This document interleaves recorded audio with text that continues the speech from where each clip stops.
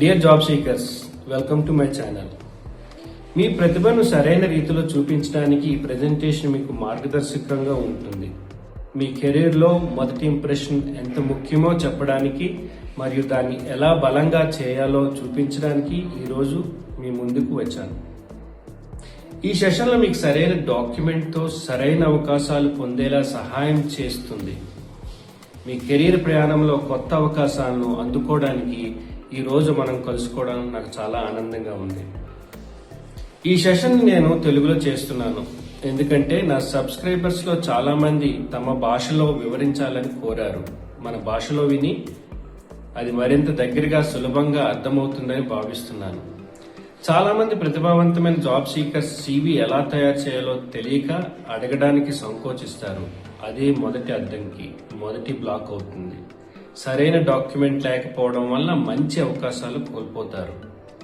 మీ ప్రతిభను సరైన రీతిలో చూపించడానికి CV మరియు రెజ్యూమ్ మధ్య తేడాలు, వాటి ఉపయోగం మరియు సాధారణ తప్పులను నివారించే మార్గాలను ఈ ప్రెజెంటేషన్లో పంచుకుంటాను. First slide, CV versus resume ఏది ఎప్పుడు వాడాలి? ఈ ప్రశ్న ప్రతి జాబ్ సీకర్కి వస్తుంది. ఈ ప్రెజెంటేషన్లో దానికి స్పష్టమైన సమాధానం ఇస్తాను. సైడ్, రిక్రూటర్ దృష్టి. రిక్రూటర్ ఒక రెజ్యూమ్ లేదా CVని చూసే సమయం సగటున 6 నుంచి 10 సెకండ్లు మాత్రమే. ఈ చిన్న సమయంలోనే మీ డాక్యుమెంట్ ప్రభావం చూపించాలి. ఫార్మాట్ తప్పైతే మీ ప్రతిభ ఉన్న ఆ అవకాశాన్ని కోల్పోతారు. పోటీ ఎక్కువ, సమయం తక్కువ, కాబట్టి మొదటి చూపులోనే ఆకట్టుకోవాలి.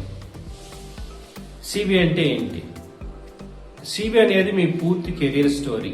చదువు, రీసెర్చ్, ప్రచురణలు, సర్టిఫికేషన్స్ అన్నీ ఇందులో ఉంటాయి. అనుభవం పెరిగే కొద్దీ పేజీలు పెరుగుతాయి. ఇది ఎక్కువగా అకాడమిక్, రీసెర్చ్, యూనివర్సిటీ ఫెలోషిప్స్ కోసం వాడతారు. రెజ్యూమ్ అంటే ఏంటి? రెజ్యూమ్ అనేది చిన్నది, స్పష్టమైనది, 1-2 పేజీలు మాత్రమే. ఇది ఒక సెల్లింగ్ డాక్యుమెంట్. అంటే మీరు ఆ ఉద్యోగానికి సరిపోతారని రిక్రూటర్కి చూపించేది.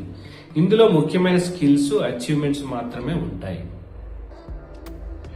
ముఖ్యమైన తేడాలు. CV మరియు రెజ్యూమ్ మధ్య తేడాలు ఇలా ఉంటాయి. CV పొడవు అపరిమితం, రెజ్యూమ్ 1-2 పేజీలు మాత్రమే. CVలో రీసెర్చ్, ప్రాజెక్ట్స్, అకాడమిక్ వివరాలు ఎక్కువగా ఉంటాయి. రెజ్యూమ్లో స్కిల్స్, రిజల్ట్స్ మాత్రమే ఉంటాయి. CV స్టాటిక్ అయితే రెజ్యూమ్ డైనమిక్ అవుతుంది. CV చెప్తుంది నేను ఏం చేశాను అని, రెజ్యూమ్ చెప్తుంది నేను ఏం సాధించాను అని. ఐస్బర్గ్ ఉదాహరణ తీసుకుందాం. ఐస్బర్గ్ ఉదాహరణ చూడండి. నీటిలో ఉన్న పెద్ద భాగం CV, మీ పూర్తి అనుభవం, పై భాగం రెజ్యూమే. ఆ ఉద్యోగానికి అవసరమైన ప్రభావం మాత్రమే. రిక్రూటర్కి మీకు ముఖ్యమైనది మీరు సాధించిన ఫలితాలు మాత్రమే. కస్టమైజేషన్.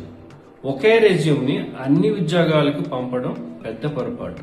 ప్రతి కంపెనీ, ప్రతి రోల్కి రెజ్యూమ్ మార్చాల్సి వస్తుంది. ఒకే తాళం అన్ని తలుపులను తెరవలేనట్టే ఒకే రెజ్యూమ్ అన్ని అవకాశాలకి అవకాశం ఇవ్వదు. రీజనల్ గా ఏ విధంగా ఉపయోగిస్తారు? ఇండియా, US కార్పొరేట్ జాబ్స్ కి రెజ్యూమ్ వాడతారు. యూరప్, మిడిల్ ఈస్ట్, అకాడమిక్ రంగాల్లో CV ప్రాముఖ్యం ఎక్కువగా ఉంటుంది. కాబట్టి మీరు ఎక్కడ అప్లై చేస్తున్నారో దాన్ని బట్టి ఫార్మాట్ ఎంచుకోవాలి. ఏది వాడాలి? Teaching, professor, research, university fellowships కి CV వాడండి. MNC, IT కంపెనీలు, స్టార్టప్స్, ప్రైవేట్ సెక్టర్ కి రెజ్యూమ్ వాడండి. సాధారణ తప్పులు. 3 తప్పులు ఎక్కువగా జరుగుతాయి. రెజ్యూమ్ కావాల్సిన చోట CV పంపడం, ఉద్యోగానికి సంబంధం లేని వివరాలు నింపడం, కంపెనీ అడిగిన కీవర్డ్స్ హైలైట్ చేయకపోవడం. ఈ తప్పులు మీ అవకాశాలను తగ్గిస్తాయి.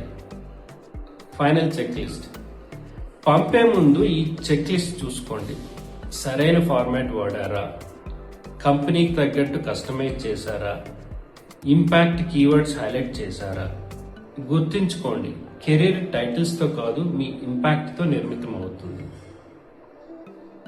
మొత్తం చెప్పాలంటే CV మరియు రెజ్యూమ్ రెండూ అవసరం, కానీ ఎప్పుడు ఏది వాడాలో తెలుసుకోవడం చాలా ముఖ్యం. సరైన ఫార్మాట్, సరైన కస్టమైజేషన్, సరైన కీవర్డ్స్ ఇవి మీకు అవకాశాలను తెస్తాయి. మీ కెరీర్ టైటిల్స్తో కాదు, మీ ఇంపాక్ట్తో నిర్మించండి. మీ అందరికీ ఆల్ ది బెస్ట్. మరొక వీడియోతో మళ్ళీ కలుద్దాం. అంతవరకు సెలవు. Thank you so much.